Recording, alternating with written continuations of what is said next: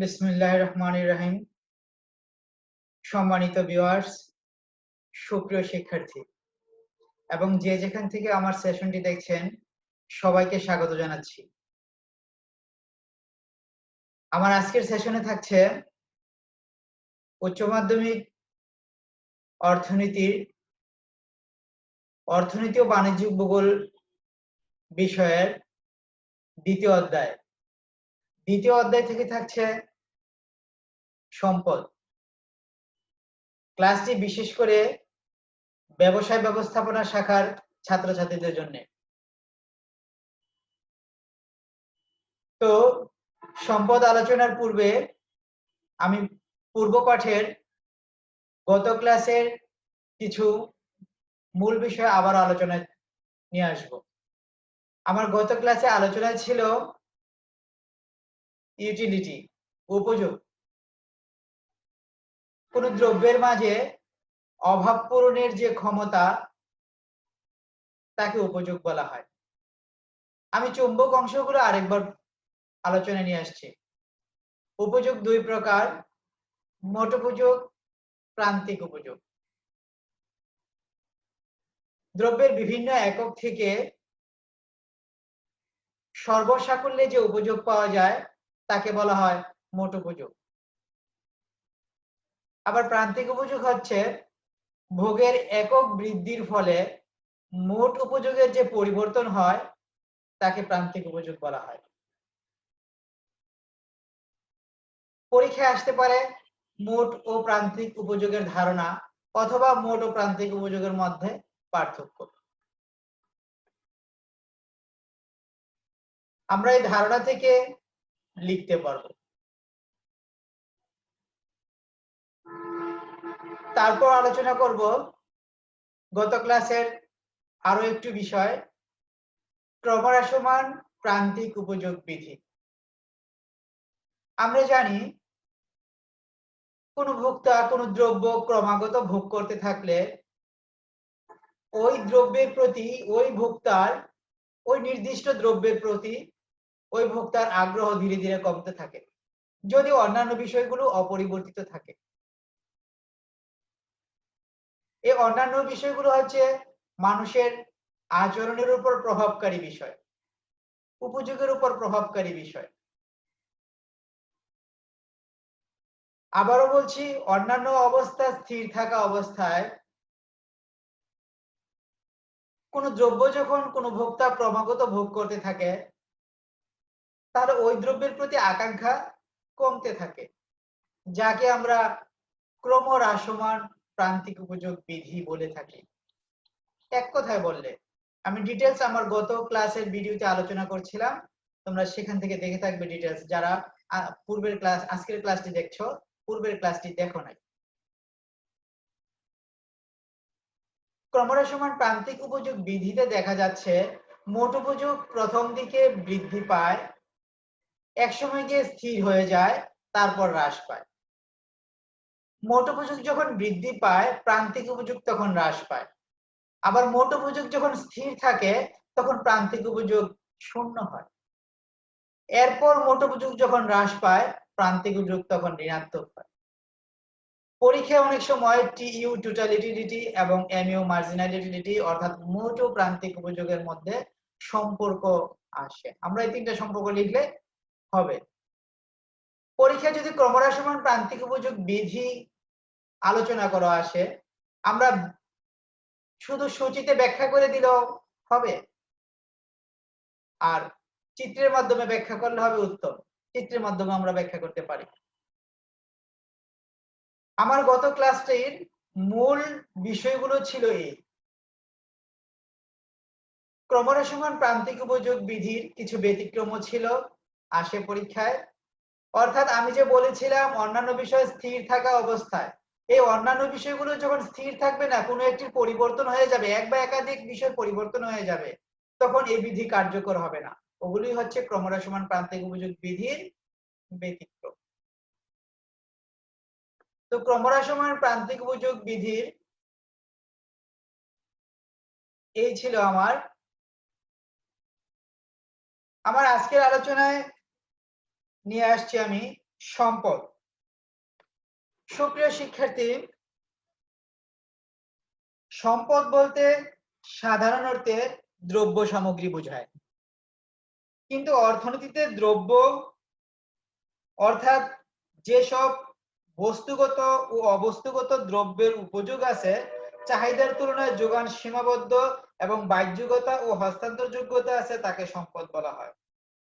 অর্থাৎ দ্রব্য সামগ্রী হলেই হবে না, দ্রব্য সামগ্রীর উপযোগিতা এবং সেটা হতে হবে চাহিদার তুলনায় অপ্রতুল এবং হস্তান্তরযোগ্যতা থাকতে হবে, তারপর বাহ্যিকতা থাকতে হবে, তাকে সম্পদ বলা হয়। সম্পদের বৈশিষ্ট্য আসে পরীক্ষায় তোমাদের, অথবা সম্পদের ধারণা বা সংজ্ঞা আসে। যদি সংজ্ঞা আসে তাহলে আমরা এইটুকু লিখলেই হবে। অর্থাৎ যেসব বস্তুগত ও অবস্তুগত দ্রব্যের উপযোগিতা, দুষ্প্রাপ্যতা, হস্তান্তরযোগ্যতা ও বাহ্যিকতা রয়েছে, তাকে সম্পদ বলা হয়। এখন কথা হচ্ছে উপযোগিতা। আমরা উপযোগটা একটু আগেই পড়েছিলাম। দ্রব্য সম্পদ বলে পরিগণিত হতে হলে সেই দ্রব্যটি উপযুক্ত থাকতে হবে, অর্থাৎ ওই দ্রব্যের মাঝে অভাব পূরণের ক্ষমতা থাকতে হবে। ওই দ্রব্যের মাঝে যখন অভাব পূরণের ক্ষমতা বা বিশেষ গুণ থাকবে যা মানুষের অভাব পূরণ করতে সক্ষম, তখন আমরা তাকে ওই দ্রব্যকে সম্পদ বলতে পারবো, যেহেতু তার উপযোগিতা রয়েছে, একটি বৈশিষ্ট্য পূরণ করেছে অন্যান্য বৈশিষ্ট্যের মাঝে। তারপর হচ্ছে দুষ্প্রাপ্যতা, অর্থাৎ ওই দ্রব্যটি চাহিদার তুলনায় যোগান সীমাবদ্ধ হতে হবে, অপ্রতুল হতে হবে। যেমন আলো, বাতাস ও সমুদ্রের পানি সম্পদ নয়। কথাটা শুনলেই কেমন হয়, কেমন লাগে যে আলো, বাতাস, সমুদ্রের পানি এগুলো সম্পদ নয়। আমার এই ধারণা অনুযায়ী সম্পদ নয় এই জন্য যে কারণ এগুলো আমাদের যত প্রয়োজন তার চেয়ে অনেক বেশি আছে, দুষ্প্রাপ্য নয়, সহজে পাওয়া যায়। তারপর হচ্ছে হস্তান্তর যোগ্যতা, অর্থাৎ কোন দ্রব্য সম্পদ বলে পরিগণিত হতে হলে সেই দ্রব্যর হস্তান্তর যোগ্যতা থাকতে হবে। হস্তান্তর যোগ্যতা বলতে মালিকানার পরিবর্তন করা যায় এমন দ্রব্য হতে হবে। তারপর হচ্ছে বাহ্যিকতা, অর্থাৎ অদৃশ্য হলে হবে না, দৃশ্যমান হতে হবে। এই ছিল আমার সম্পদের বৈশিষ্ট্য।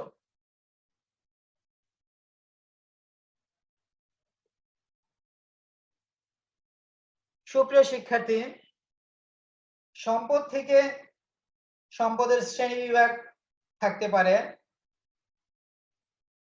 সম্পদের শ্রেণী বিভাগে থাকছে, সম্পদকে 4 ভাগে ভাগ করা যায়: ব্যক্তিগত সম্পদ, সমষ্টিগত সম্পদ, জাতীয় সম্পদ, আন্তর্জাতিক সম্পদ।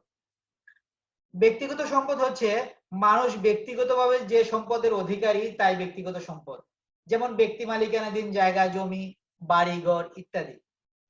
সমষ্টিগত সম্পদ হচ্ছে যে সম্পদ কোনো ব্যক্তি বিশেষের নয়, সমষ্টিগতভাবে সমাজের সকলের মালিক, তাই সমষ্টিগত সম্পদ, যেমন পৌরসভা, ইউনিয়ন, কাউন্সিল প্রভৃতি সরকারি সংস্থার মালিকানাধীন সকল সম্পদই সমষ্টিগত সম্পদ।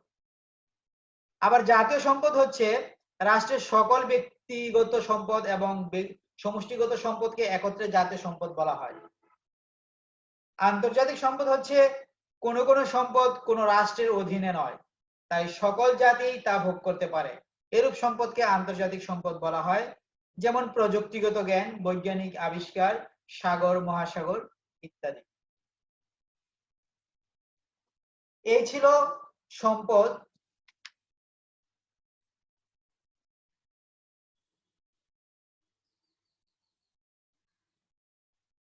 আজকের আলোচনায় আমি আবারও আলোচনাটা সংক্ষিপ্ত করছি, সংক্ষিপ্ত আকারে তোমাদের মাঝে উপস্থাপন করছি। সম্পদের ধারণা: যেসব বস্তুগত এবং অবস্তুগত দ্রব্যের উপযোগিতা, দুষ্প্রাপ্যতা এবং হস্তান্তরযোগ্যতা ও বাহ্যিকতা রয়েছে তাকে সম্পদ বলা হয়। আমার সম্পদের ধারণা থেকে সম্পদের 4টি বৈশিষ্ট্য চলে আসে: এক নম্বর হচ্ছে উপযোগ, অর্থাৎ কোন দ্রব্য সম্পদ বলে পরিগণিত হতে হলে সেই দ্রব্যটির উপযোগ থাকতে হবে। উপযোগ হচ্ছে অভাব পূরণের ক্ষমতা। তারপর দ্রব্যটি হতে হবে চাহিদার তুলনায় অপ্রতুল, অর্থাৎ যোগানের সীমাবদ্ধতা থাকতে হবে।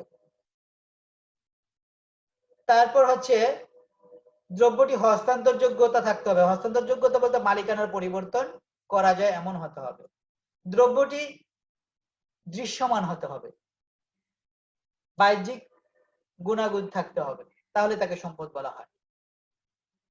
এরপর পড়েছি আমরা সম্পদের শ্রেণী বিভাগ, 4 প্রকার: ব্যক্তিগত সম্পদ, রাষ্ট্রীয় সম্পদ, জাতীয় সম্পদ এবং আন্তর্জাতিক সম্পদ। এই ছিল আমার আজকের আলোচনা। সুপ্রিয় শিক্ষার্থী, আশা করি তোমরা আমার আলোচনা বুঝতে পেরেছ।